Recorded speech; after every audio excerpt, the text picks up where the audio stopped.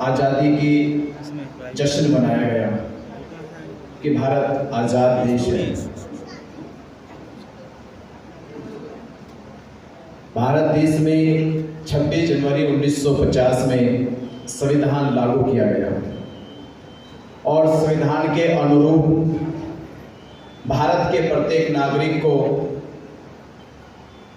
समानता, स्वतंत्रता, भाईचारा, प्रेम, सौहार्द से रहने के अधिकार प्राप्त हुए।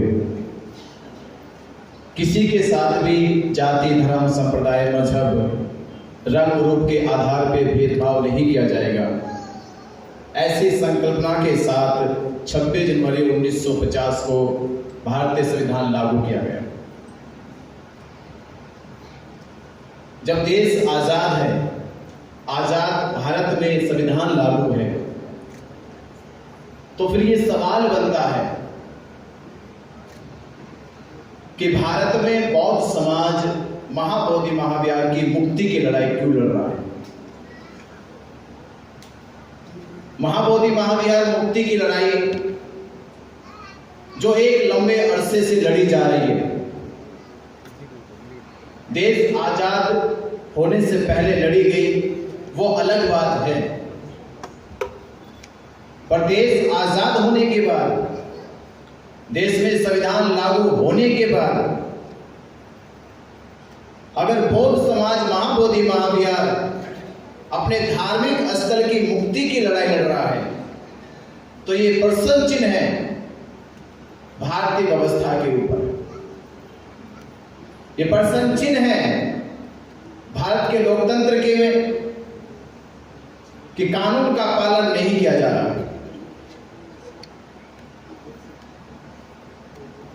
भारत के लोकतंत्र में इतना बड़ा अन्याय,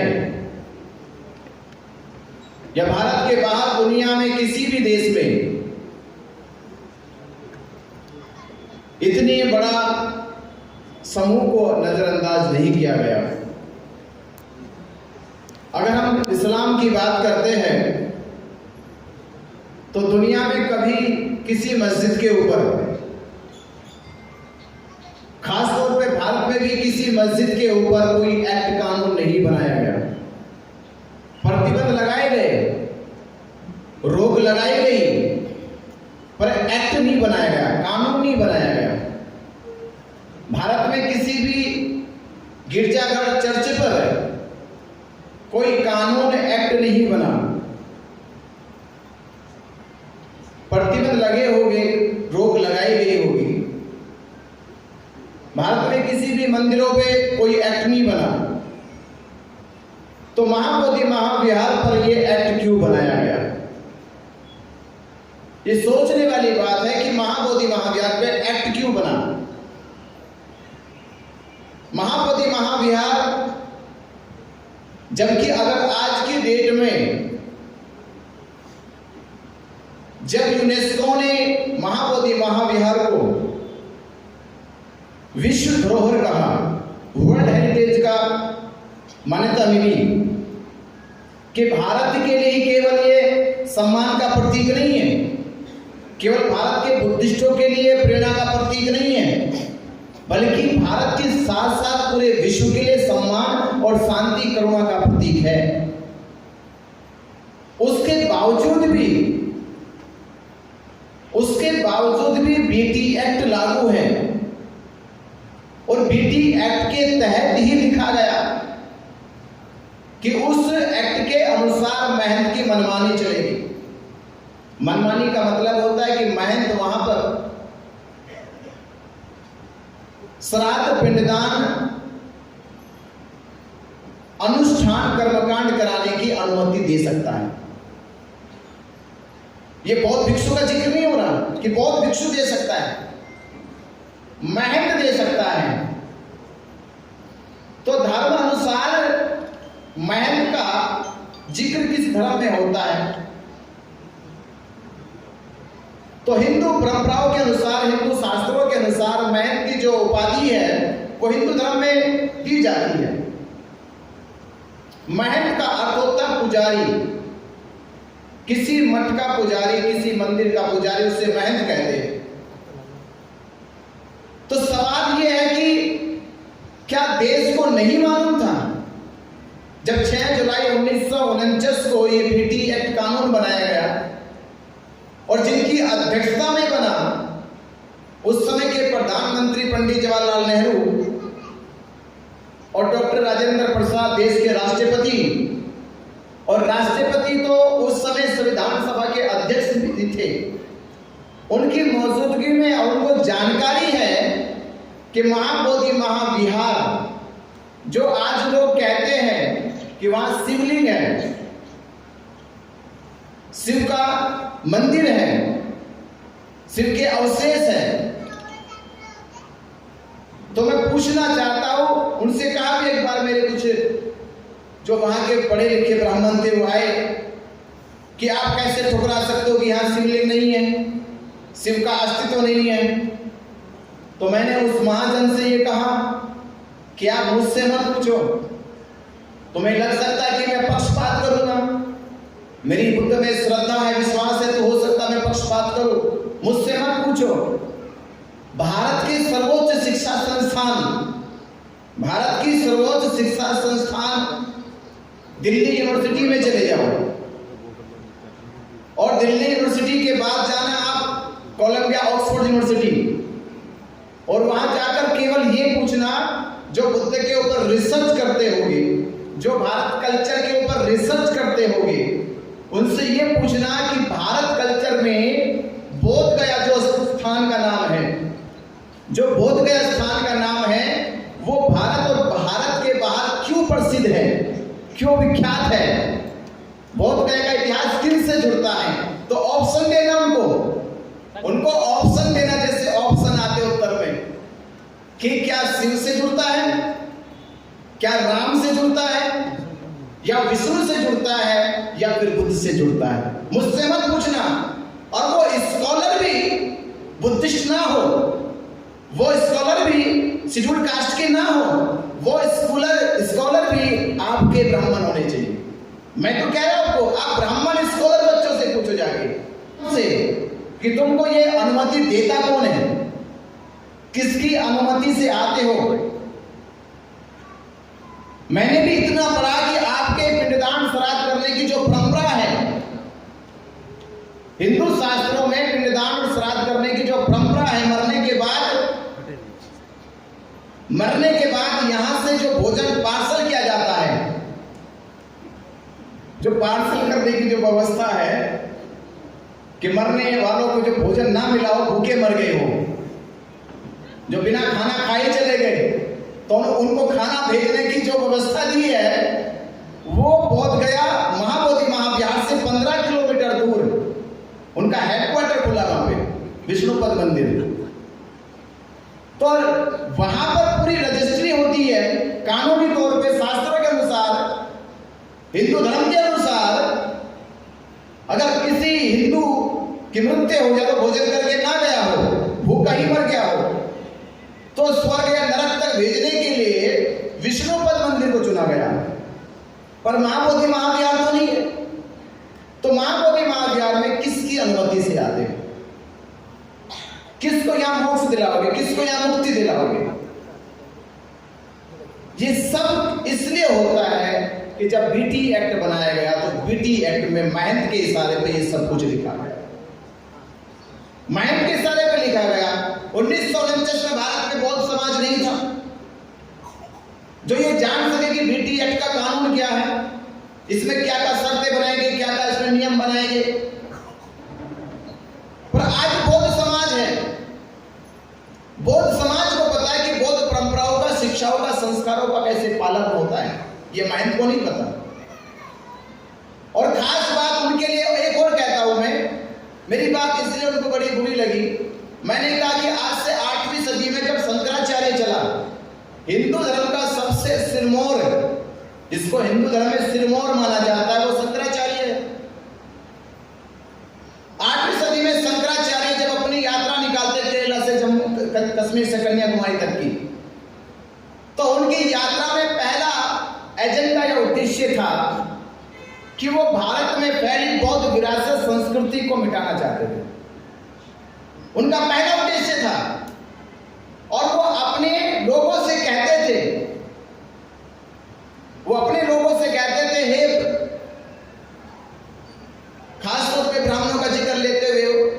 ब्राह्मणों, अगर हत्या हो जाए तुमसे, अगर हत्या हो जाए तुमसे, ये पाप मुक्त किया जा सकता है, यानी इसके अपराध से बच जाओगे। ऐसे अनुष्ठान है, ऐसे कोई विधि है कि इसके पाप से बच सकते हो। अगर चोरी डकैती हो जाए आपसे तो इसके भी पाप से, अपराध से मुक्त हो सकते हो। पर कभी भूल कर भी बुद्ध को देख मत लेना, कभी भूल कर भी बुद्ध के बताए गए उपदेशों को सुन मत लेना, कभी भूल कर भी बुद्ध के भिक्षु संघ के साथ बैठ मत लेना, अन्यथा तुम्हें ये पाप कभी मुक्त नहीं होगा। ऐसा डरा के चले गए। और अगर ऐसी गलती हो भी गई तो 7 जन्मों तक नरक भोगना पड़ेगा। इसका मतलब ये कि आप लोगों को तो आपके शंकराचार्य बुद्ध की परछाई से भी दूर रहने के लिए कहते थे, क्योंकि उनको मालूम था कि बुद्ध ने जो कहा है वो निमित्ती कहा है, अपना सब कुछ कहा है। वो शास्त्र के पक्षधर नहीं थे, वो शाश्वत के पक्षधर थे। उन्होंने शास्त्र को नहीं माना, बुद्ध ने शाश्वत को माना। और शाश्वत मनुष्य के निमित्ती होता है, जो उसमें निर्मित हो जाए, जो उत्पन्न होता है। बौद्धों की विशेषता यही तो है। बौद्धों की विशेषता ये नहीं कि हम कितने परंपरावादी हैं, बौद्धों की विशेषता यह है कि हम कितने विस्तारवादी हैं। हमारा विस्तार क्या है? बौद्धों की विशेषता को समझने के लिए आपको मैं एक उदाहरण समझा रहा हूं कि संसार में बौद्ध क्यों विशेष होते हैं। एक कुआं होता है, एक तालाब होता है, दोनों को जानते हो? दोनों में क्या समानता होती है?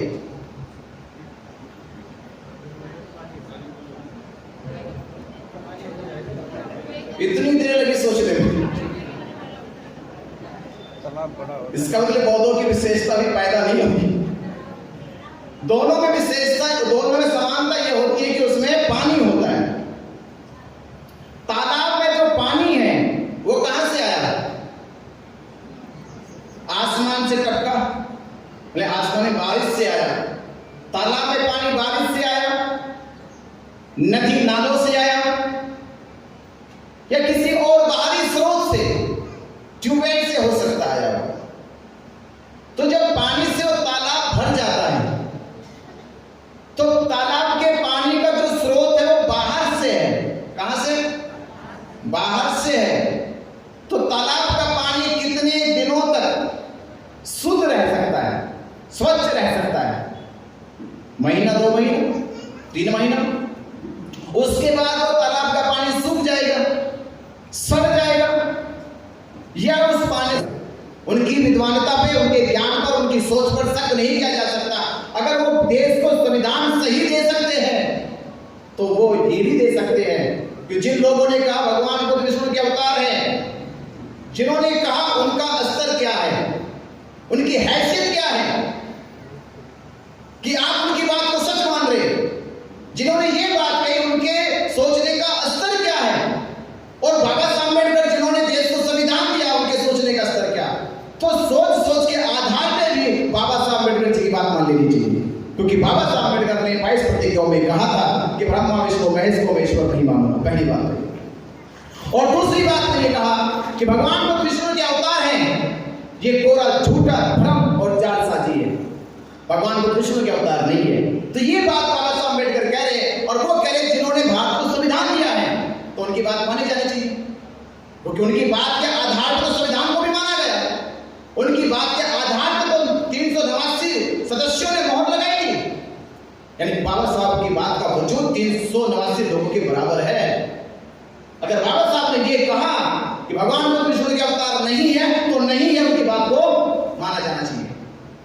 दूसरा आधार, 17 फरवरी 2002 में सारनाथ के अंदर उस समय के शंकराचार्यों को बुलाया गया और ये डिबेट कराई गई कि ये सिद्ध कर दिया जाए कि भगवान बुद्ध विष्णु के अवतार है या नहीं है।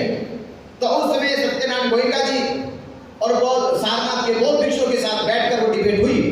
3 दिन डिबेट चली और 3 दिन डिबेट के बाद उन्होंने चिट्ठी लिखी कि हम ये मानते हैं कि कुछ आदिकाल में कुछ लोगों ने ये भ्रम फैलाया, झूठ फैलाया कि बुद्ध विष्णु के अवतार हैं।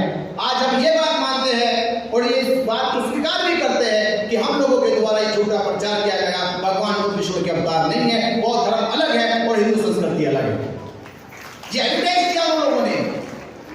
मैं शंकराचार्य का जिक्र भी करता क्योंकि वो हिंदू धर्म का सिरमौर है, उनके ऊपर कोई दूसरा होता ही नहीं, वो सबके ऊपर होते हैं, वो जो कहते हैं कि वो अटल है।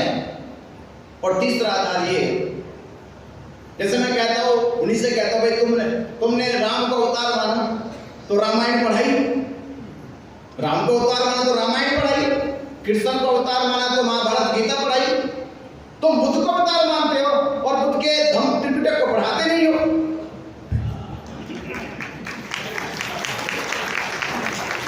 बराबरी तो करो। जब राम के रामायण पढ़ा सकते हो, कृष्ण की गीता पढ़ा सकते हो, तो बुद्ध का त्रिपिटक क्यों नहीं पढ़ाते? यानी खतरा तुम्हें बुद्ध की शिक्षाओं से कि बुद्ध की शिक्षा आ जाएगी तो रामायण और गीता दिखाई नहीं देगी वो फिर। तो ये साजिश आपने जानबूझ के करी, क्यों करी? इस सारी साजिश के पीछे कि बुद्ध की साथ पूरी दुनिया लग चुकी थी, पूरी दुनिया बुद्ध की ओर जा रही थी, तो उनको साजिश तो करनी थी। तो इस सारी साजिशों का परिणाम हुआ।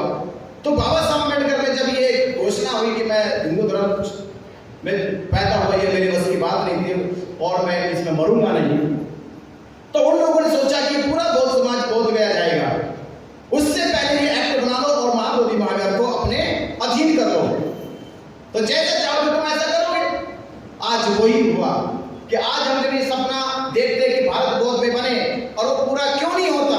वो इसीलिए पूरा नहीं होता है क्योंकि जिस प्रकार मैं उदाहरण देता हूं, अगर किसी विशाल पेड़ की जड़ों को काट दिया जाए या काटने के बजाय जड़ों में दीमक लग जाए तो वो पेड़ कभी भी हरा भरा नहीं हो सकता, वो फैल नहीं सकता। तो बौद्ध धर्म की जो जड़ है वो महाबोधि महाविहार बोध गया है, वही तो केंद्र है, वही तो सेंटर है हमारे विश्वास का। और वहां पर हम नहीं है, केंद्र में ही हम नहीं है। तो केंद्र में जो है वो कौन है? वो दीमक है। तो दीमक महाबोधि महाविहार में बैठी है और धीरे धीरे बौद्ध संस्कृति का पतन कर रही है। ये पता नहीं तो है कि महाबोधि महाविहार परिसर में पिंडदान कराना, श्राद्ध कराना, अनुष्ठान कराना, शिवलिंग स्थापित कर देना, वो विष्णु की गणेश की मूर्ति लगा देना, 5 भिक्षुओं के मूर्तियों को 5 पांडे कह देना, ये अतिक्रमण, ये संस्कृति का पतन है।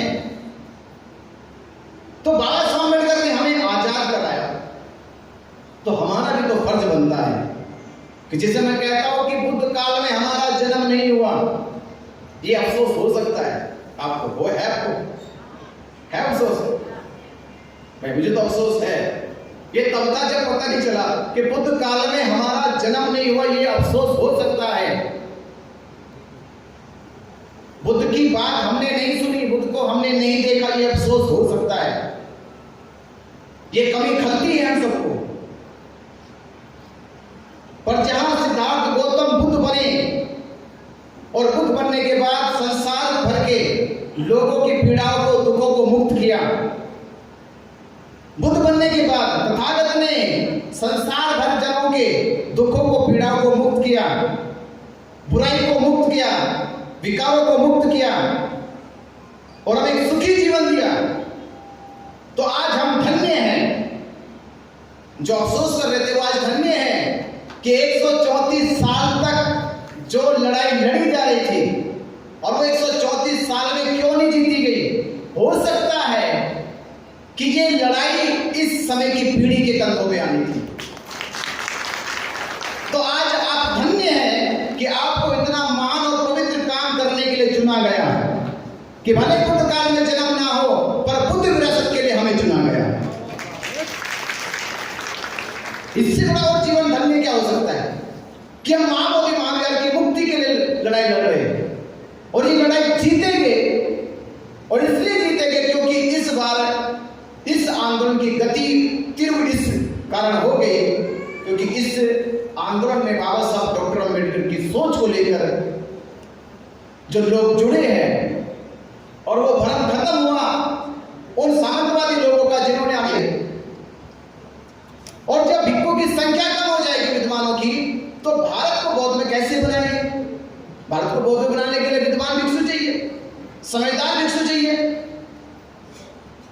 और विद्या सर्जन करने के केंद्र नहीं हमारे पास। आप देखिए थाईलैंड छोटे से देश ने कितना बड़ा विहार बनाया, संघ काया, हजारों भिक्षु वहां आते हैं, ट्रेनिंग लेते हैं और फिर चले जाते हैं। वहां तो तथागत बुद्ध को ज्ञान भी प्राप्त नहीं हुआ, महापरिनिर्वाण भी नहीं हुआ, पहला उपदेश भी नहीं दिया, उसके बावजूद भी उन्होंने इतना बड़ा विहार बना दिया। और जिस भारत में संबोधि प्राप्त हुई, महापरिनिर्वाण प्राप्त हुआ, पहला उपदेश दिया, वहां आज भी बौद्ध समाज देख रहा है कि इसका परिवर्तन कब होगा। हमसे ज्यादा तो नेपाल की सरकार निकल गई। नेपाल ने लुम्बिनी को 5 किलोमीटर रेडियस खाली कर दिया। कोई बिल्डिंग नहीं बन सकती, कोई मार्केट नहीं लग सकती, कोई नया निर्माण नहीं हो सकता। 1600 ईस्वी में महाबोधि महाविहार के नाम 15,000 एकड़ जमीन थी। 1600 ईस्वी में, 1606 ईस्वी में जब दाखिल दिया गए, सबूत दिए गए, उस समय 15,000 एकड़ जमीन का रिकॉर्ड था। उसके बाद जब 6 जुलाई 1949 को रिकॉर्ड बनाया गया, तब 5,000 एकड़ जमीन का रिकॉर्ड बनाया गया। पर आज भी 5,000 एकड़ जमीन होने के बाद भी 5 बीघा जमीन नहीं महाबोधि महाविहार के पास, क्योंकि बौद्धों को पता ही नहीं है। हमको केवल जाना है, पर हाथ जोड़ने फिर वापस आ जाना है। मैं तो कह रहा था कि भाई जब मैंने पूछा वहां जाके पंडों से, तुम्हें किसने अनुमति दी घुसने की? किसकी अनुमति से कर रहे हो श्राद्ध पिंडदान? क्या होगा इससे? कितनों को मुक्ति दिला दी? कितनों का भोजन ट्रांसफर कर दिया? कोई डेटा है तुम्हारे पास? रिटर्न तो दो हमें भी। तो मेरे पूछने से उन लोगों में इतनी दहशत पैदा होगी कि वो सीधा डीएम के पास पहुंच गए। और सीधा डीएम के पास मुझे कहा कि देखो हमें धमकाने आए थे अंदर, बोले कि महाबोधि विहार से बाहर निकलो, हमें मारने की धमकी दे रहे। और 6 मार्च को मेरे ऊपर मुकदमा करा पहला मुकदमा मेरे ऊपर 6 मार्च 2025 में हुआ। मेरे ऊपर मुकदमा हुआ, ये अलग बात है। वहां डीएम ने ये कहते कि अब अंदर मोबाइल लेके कैमरा लेके नहीं जा सकते। मैं सोचने लगा कि मेरे एक आदमी के पूछने से ये प्रशासन में, इन पंडों में तो बड़ी हलचल मच गई। अगर हम 76 सालों से हर बौद्ध भिक्षु जाके पूछता तो देश के पंडों में हलचल मच जाती। तो बीटीएफ तो बाद में रद्द होता, ये पहले छोड़ के चले जाते। लेकिन रोज रोज किसके सवालों का जवाब दोगे? रोज रोज कैसे जवाब दोगे? रोज हजारों लोग आते हैं, हजारों लोग एक ही बात पूछेंगे, किसकी अनुमति से आए हो? किसने भेजा तुमको यहाँ पर? कितनों को मुक्ति दिला दी? कितनों का खाना ट्रांसफर कर दिया? कोई हिसाब किताब है तुम्हारे पास? अभी जवाब उनके पास होता नहीं, और कितनों का कोई जवाब देगा तंग होके छोड़ के चले जाते। पर हमने ऐसा नहीं किया, हमने तो कहा कि जाना और आना है।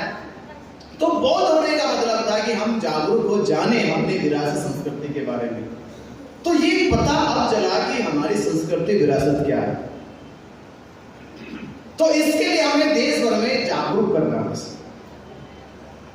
तो आने वाली 12 फरवरी 2026 तक हमें एक लक्ष्य बनाया। जब आंदोलन 12 फरवरी 2025 को चालू हुआ, 29 फरवरी को पहली बार आंदोलन हटाया गया। मालूम है आपको? मालूम है? मैं 29 तारीख को दिल्ली कॉन्फ्रेंस के लिए जा रहा था। मुझे नहीं पता कि प्रशासन मेरा इंतजार करता था कि मैं हटूं और वो धरना हटाए। प्रशासन को इंतजार रहता था कि बिना चाले निकले और हम धरना हटाए। तो पहले 29 फरवरी को मैं दिल्ली कॉन्फ्रेंस के लिए जा रहा था। उसी रात 1 बजे उन्होंने, प्रशासन ने आके बहुत भिक्षुओं को डिटेन कर लिया और हॉस्पिटल ले जाके छोड़ दिया। मुझे फोन गया, मैं वापस फिर आया, सुबह पहुंचा, और सुबह पहुंच के हमने फिर धरना स्थापित करा दिया। धरना स्थापित होता रहा। फिर हमने कहा कि आने वाले बुद्ध पूर्णिमा पे हम देश में ये इतिहास बनाएंगे कि आज तक भारत में मुसलमान एकजुट हुए, हिंदू एकजुट हुए, ईसाई एकजुट हुए, सिख एकजुट हुए, पर भारत में लाखों की संख्या में बौद्ध एकजुट नहीं हुआ। तो 12 तारीख को 12 लाख बौद्धों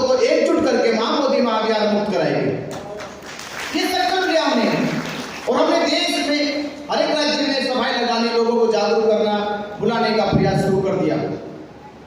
प्रशासन और उनकी इंटेलिजेंस ने रिपोर्ट बनानी शुरू कर दी कि बड़ी संख्या में बहुत समाज आ रहा, और आज रात लोगों ने अपनी बसें, ट्रेनें, डब्बे सब बुक करने लगे थे। हमारे पास डेटा पूरा आने लगा कि लाखों लोग आएंगे, हम तैयारी में जुट गए। अब उनके पता नहीं कौन से कर्म अच्छे रहे होंगे कि भारत पाकिस्तान का युद्ध छिड़ गया। वो रोज तलाशते होंगे, कुछ तो निकले, कैसे रोके इनको। तो उनके कुछ कर्म अच्छे रहे होंगे, भारत पाकिस्तान का युद्ध छिड़ गया और वो युद्ध की सीमा बोध गया बना दी। ऐसे पेश किया, मैं तो भारत हमारे साथियों के साथ मिलकर ऐसे पेश किया कि जैसे भारत पाकिस्तान की युद्ध की सीमा बोध गया में वो वहीं गिरेगा। डरा दिया पूरा उन्हें कि धरना स्थगित करो, युद्ध हो रहा है। ऐसी स्थिति में हमें धरना स्थगित कर देना चाहिए। तो हमारे साथियों को लेकर उनसे अपना चिट्ठी विट्ठी लिखवा ली पूरी। मुझे सोशल मीडिया पर खबर मिली, मैं पास के जिले में प्रचार प्रसार कर रहा था, वापस गाड़ी लेके आया। रात के 11 बजे पहुंची हम धरना स्थल पे, तो देखा फोर्स लगी पड़ी थी धरना हटाने के लिए। 9 तारीख को 9 मई को पुलिस हटाने की तैयारी कर रही। हम पहुंचे, मीडिया हमारे साथ, पूरे लोग साथ में थे। तो हमने प्रशासन से कहा, पहले तो मुझे ये बताए कि आप बोध गया में या गया डिस्ट्रिक्ट में केवल खतरा धरना स्थल से है कि भारत पाकिस्तान के युद्ध का केंद्र धरना स्थल बनेगा? अगर ये केंद्र है तो हम हटा लेते हैं, आज ही हटा लेंगे। और दूसरा ये बताओ, जब यहां पे हमला होगा तो वो हमला कालचक्र मैदान में नहीं होगा। यहां से 2.5 किलोमीटर दूर कालचक्र मैदान में भी आपने प्रोग्राम करने की अनुमति दे रखी है और अभी तक आपने उनकी अनुमति रद्द नहीं करी। जब राष्ट्रीय सुरक्षा का हवाला है तो केवल धरना स्थल क्यों, कालचक्र मैदान भी होना चाहिए। और कालचक्र मैदान ही क्यों, पूरा बोध गया और गया जिला होना चाहिए। गया जिले के सारे कार्यक्रम रद्द कर देने चाहिए। तो हम आपकी बात से सहमत हैं, पर धरना स्थल स्थगित हो तो ये तो चाल है, ये साजिश है कि हमारे भोले भाले लोगों को तुमने इनसे चिट्ठी लिखवा ली तो हम इनका प्रस्ताव नहीं मानते। इन लोगों को नहीं पता कि आज 9 तारीख है, कल 10 है, फिर 11 और 12 तारीख को पूरे देश से बहुत समाज आने वाला है। तो जो भी निर्णय होगा वो हम अकेले नहीं लेंगे। जब समाज आ जाएगा तब निर्णय लिया जाएगा कि आंदोलन स्थगित होगा या आंदोलन चालू होगा। उस रात जिस रात पुलिस तैयारी करने आई थी आंदोलन हटाने की, उस रात आंदोलन हटाने के बजाय पुलिस वापस गई। क्योंकि हमारा उस समय जो स्टाइल का कहने का उनको अजीब और गरीब था थोड़ा, तो धरना नहीं हटा। उसके बाद वो कैसे हटेगा? तो 12 तारीख को उन्होंने बहुत साजिशें रची। हमको ये वहां से महाबोधि महाविहार तक शांति मार्च निकालना था। बोले कि आपके ऊपर मुकदमा कर देंगे। मैंने कहा मुकदमा पहले भी कर चुके हैं, एक और कर दो। पहले भी तो कर चुके, एक बार और करो। पर हम शांति मार्च निकालेंगे, महाबोधि महाविहार जाएंगे, महावंदना करेंगे। और हम गए। तो उस दिन हिंसा हो, दंगा हो, उन्होंने राज्यपाल से शिवलिंग पूजा कराई कि बौद्धों की आस्था को ठेस लगेगी, ये यहाँ धरना देंगे, ये इसका विरोध करेंगे और विरोध करेंगे तो पुलिस लाठीचार्ज करेगी। तो ये इसके कारण धरना खत्म हो जाएगा। और हमने सोचा आज बुद्ध पूर्णिमा शांति से काम लो, आज बुद्ध पूर्णिमा थोड़ा शांति से काम लो, आज कुछ नहीं करते। तो हमने पूरा दिन शांति से, ये घटना के साथ साथ 2 घटना घटी थी और डुंगेश्वरी पहाड़ी पे हमारे लोगों के साथ मारपीट हुई, पूरी तरह से सर फोड़े गए, पीटा गया उन्हें। उसमें तो मुझे थोड़ा आया गुस्सा, मैं चल भी पड़ा था। इंस्पेक्टर ने कहा कि आपको जाना नहीं तो दंगा हो जाएगा। मैं फोर्स भेजता हूं वहां पे, मैं शांति व्यवस्था बनाता हूं, उसने बनाई नहीं। तो 12 तारीख को भी चांस थे कि वहां झगड़ा हो, और हमने झगड़ा ना हो, बहुत धैर्य बनाया, अनुशासन लगा के आज झगड़ा ना हो, बुद्ध पूर्णिमा है। 12 तारीख बीतने दो, पर उनकी मंशा, उनकी चाल कुछ और ही थी। 13 तारीख को फिर से उन्होंने साजिश रखी। महाबोधि महाविहार परिसर के अंदर बौद्ध उपासिका जो महाराष्ट्र नागपुर से गई थी या कुछ अलग अलग जिलों से गई थी, उनके सामने कुछ लोकल के गुंडे सिविल ड्रेस में पुलिस वालों ने जय हनुमान जय श्री राम के नारे लगाए, जिसके विरोध में बहुत उपासक उपासिकाओं ने जय भीम नमो बुद्धाय के नारे लगाए और में विवाद पैदा इतना हुआ कि महिला के साथ मारपीट की गई। तो उनको बाहर लेके आए मारते पीटते घसीटते हुए। जिन्होंने फोन किया फिर हम लोग पहुंचे वहां पे, पुलिस के ऊपर हमने दबाव बनाया कि पुलिस के लोगों ने ऐसा किया, जिनको यहाँ सुरक्षा के लिए रखा गया था वही लोग यहाँ पे ये मारपीट कर रहे। एफआईआर दर्ज होनी चाहिए। ये देखते देखा कि और लोग आगे वो फिर से जय भगवान जय श्री राम के नारे लगाने लगे। उसी विवाद में थोड़ा बहुत विवाद पैदा हुआ और हम समझ गए थे कि ये बड़ी साजिश षड्यंत्र रचा गया है, इसलिए बात को थोड़ा सा शांति के तरीके से ही हमें इसे निपटारा करना चाहिए। नहीं तो हिंसा ज्यादा बढ़ गई तो मामला जो ये चाहते वो हो जाएगा, क्योंकि ये चाहते कि हम विरोध करें, झगड़े यहाँ पे और ये लोग धरना खत्म करें।